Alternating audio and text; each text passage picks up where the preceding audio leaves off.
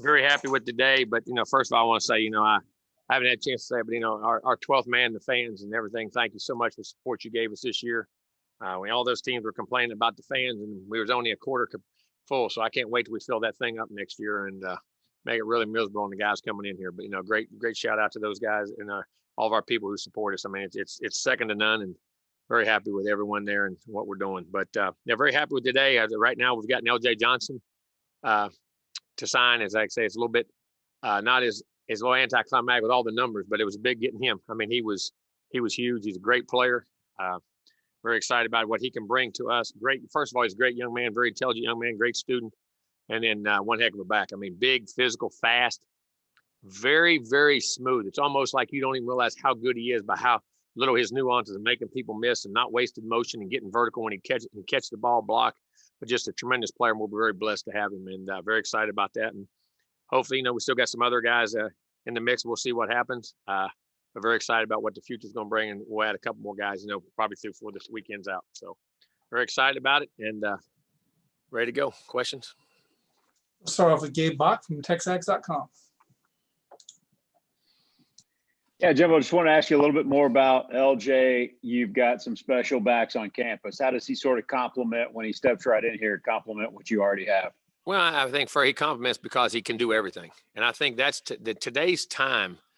The thing you have to do in the backfield, you had he's a good pass receiver. He's a third down guy. Boy, he's a good, he can run the ball between the tackles. Well, today's game, man, when you can leave one guy in there and he can do all those things, they don't know what you're going to do. And that's what I think is what LJ can do. He's a great runner between the tackles, has power, strong, 208, 10 pounds, very natural, great pad level, but he can run the stretching, run away. I mean, ran sub 4 in the 4.4, low 4.4s for us in camp 2 years in a row. Vertical, jump, athletic, can get the outside, can run away from you the back end, can pass block, can catch the ball out of the backfield. If you're in spread stuff, can throw screens to him, can throw screen, can get vertical down the field and catch the ball, run option routes. I mean, just a lot of everything he does. Just a complete guy. And like I say, very intelligent young man and very instinctive and very competitive young man. All right, next up is Brent Zorderman from the Houston Chronicle. Hi, Jimbo. I don't mean to get too philosophical on you here, but in recruiting, do you find your competitive juices flowing almost like a game outside the game to help determine who's going to win? Oh, yeah. Oh, yeah. Especially when there's non-truths in there. You know what I mean? Because the thing goes on. But no, it does. I mean, it's a competition all the time. Listen, you're competing for guys. Your relentless work ethic, your ability to understand, get people to see the vision you see and where they want them to be. You picture them. Can you get them to picture themselves and where they think it's the right? And that most definitely. And, trying to make the right decisions and keep things going the right way. But it's very competitive for those guys. And you have to, I mean, this whole game, life and world in general is competition. You got to be competitive every day in everything you do and what we do. In our world right now, especially down in this part of the country, it's a very dog eat dog competitive world down here. Now, some of your longtime peers in the game have seemed like they've gotten a little tired of what's going on with the free agency and the free for all. What's kept it fun for you in terms of the college game? And are there any short-term answers to what's going on or long-term? No, there's no short-term, but listen, change is inevitable. Change is always going to be that way. You have to, whether you want to adapt is up to you. You don't always, and listen, it's change. Sometimes you like, and there's changes you don't like. Those are the rules of the game you got to play by. The only rules I don't like is when people don't do it legitimately. There's other enticements and things that go on there and that are illegal. I think that's where this game and recruiting gets crazy, and you got to really put your hand down and put your foot down, and those things don't happen. But these choices are for, the kids can do it. Hopefully they don't move as much as we think they're going to do, because there's not enough scholarships out there for all these guys moving. People don't have places for them, and kids end up having to go down or not even playing again. I read a story the other day. I don't know where it was from. Somebody was reading about a guy. He had played, had 2 good years, decided he wanted to move, get some more playing time, put himself in the portal, never played again. No one had a scholarship for him. So I think we got to be careful in those regards. But, it just, the guys that graduate, definitely they're eligible quickly. When you're deciding now, it looks like they're going to the NCAA is going to give you a one-time transfer. It looks like it's heading that way. We'll see. But I hope guys can not get frustrated when they're young and willing to work for things. And if coach is getting on you or pushing you or challenging you, that you can push through that and not have to, look to run every time that something doesn't go your way, because I don't think that's good either. But at the same time, I think there is times when guys can transfer. The future's not here, or you got a year or two left and your playing time could be limited and you have a year left or things. Or 2 years. I mean, I think that somebody can transfer and leave. And because it may be the last 2 years you're ever allowed to play football. So and there's good and bad in all of it. I just think we just got to regulate it somehow to make it fair. And, that's the NCAA's job. And then we'll adapt to the rules. Thank you. Thank you. All right, next up is Olin Buchanan from Texas. Hey, Jimbo, wasn't that long ago you were talking to us about the importance of stacking really high-ranking classes together? This is going to be your third straight top 10 finish. So, what do you envision on where you go from here? Our ultimate goal, we keep recruiting and hopefully that translates into the performance on the field, which I think it's starting to really good here. And we're enhancing that with the culture we're creating and the things we do. And that can, to SEC championships, national championships, that's our goals and where we're trying to get to and be the best we can be and create the competition from within that, hopefully the toughest games we play are the days we have in practice when you're going against another great player across the ball from you. And embracing that challenge and doing it every day to create the championship habits in which we have. And that's our goal. And you got to stack classes together to create the competition, to create the depth and create what you want to do.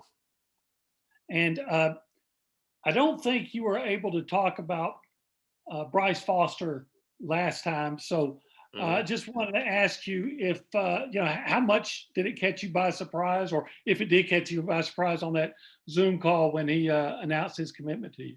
No, I mean, when he did it, it did catch me off guard. I wasn't ready for it at the time, but I'll tell you, I didn't complain. I wasn't griping about it too much. It was all right with me.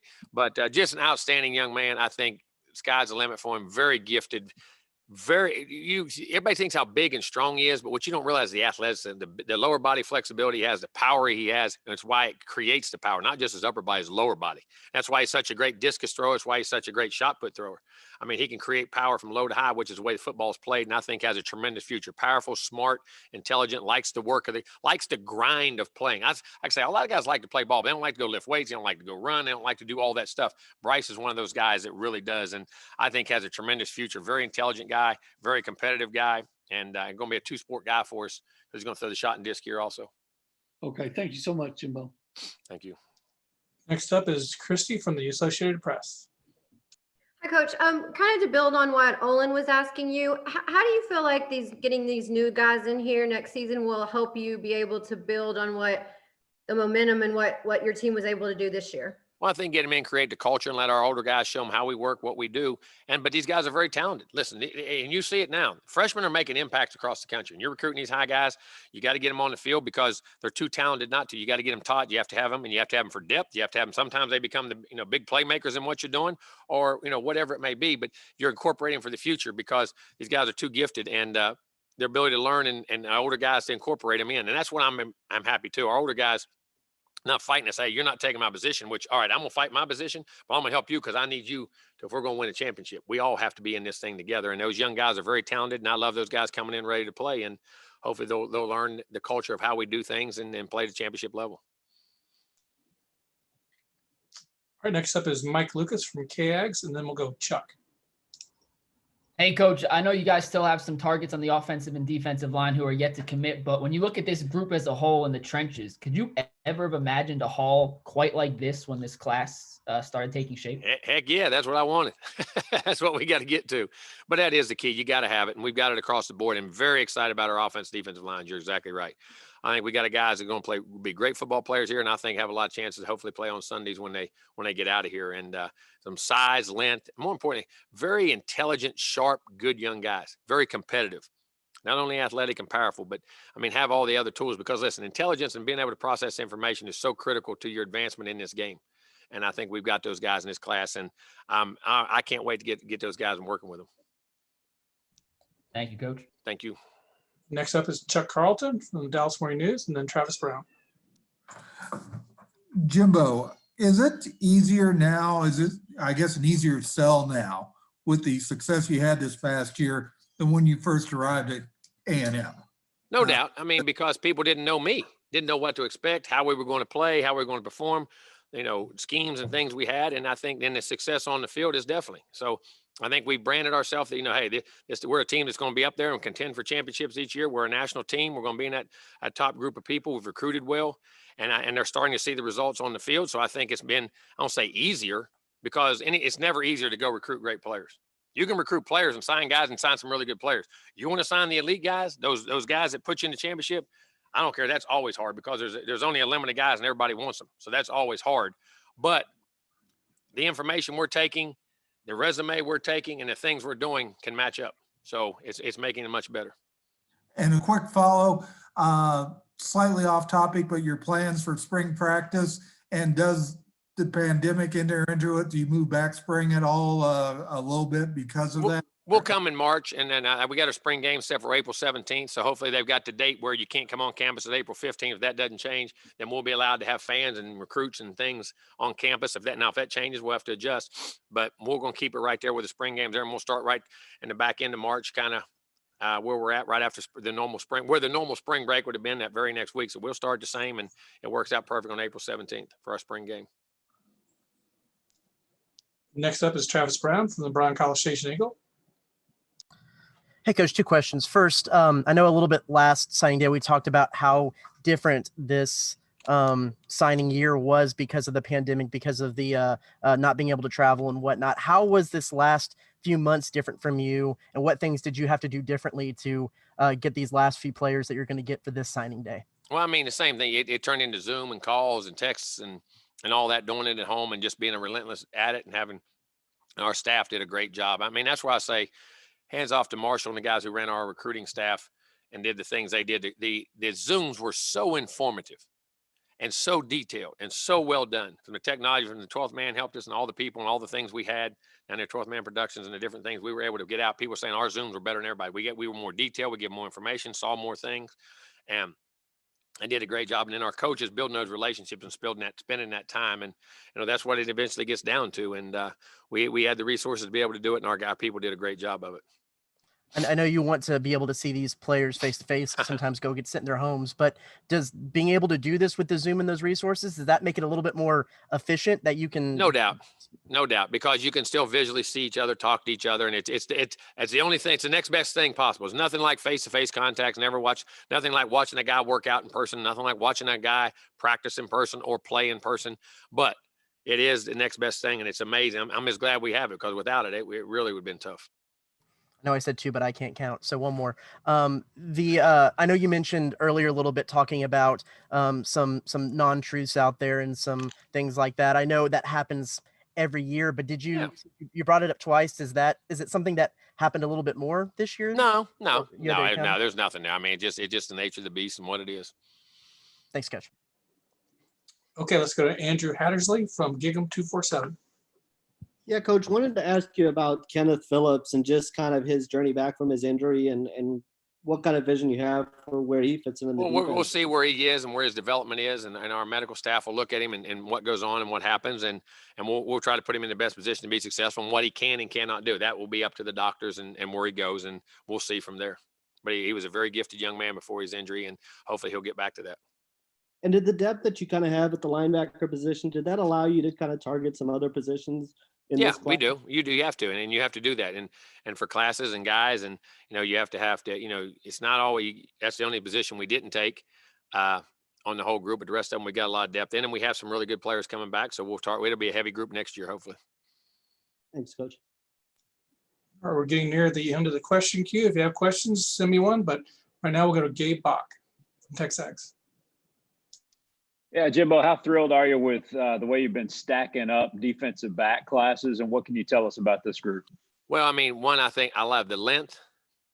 I love the versatility, the burst, the athleticism, but more importantly, all these guys were offensive players, and they have offensive skills. And when you're a great offensive player, you usually have great ball skills. And I think that's one of the sole most important things in secondary, being able to judge your football, high point to football, where it's going to come out. And the best defensive players I've ever been around were really offensive players, and they just had the mentality to play defense. They had the ball skills, they had the balanced body control, the body language that goes on. Not necessarily all the time, but those guys really translate. These guys were quarterbacks, they're receivers, they're running backs. And I think it gives you, when you're a great offensive player, also gives you some insight to how a guy may run a route on you, things that go on. And these guys have great length, great athleticism, great space players, and have the versatility to either play nickel, safety, or corner, all of them. And because the game is a matchup game. They put tight ends outside like we do with our guys and move those guys, or you can put the big safeties out there and cover them like a corner. I mean, you have to, it's like basketball. They become positionless to a point. There's a position, you learn it, but you've got to be able to have the versatility to move guys around to create matchup with size and length. And I think all these guys have that. Thanks, Jimbo. Next up is Justin Woodard from KAGS, and then a follow-up from Chuck.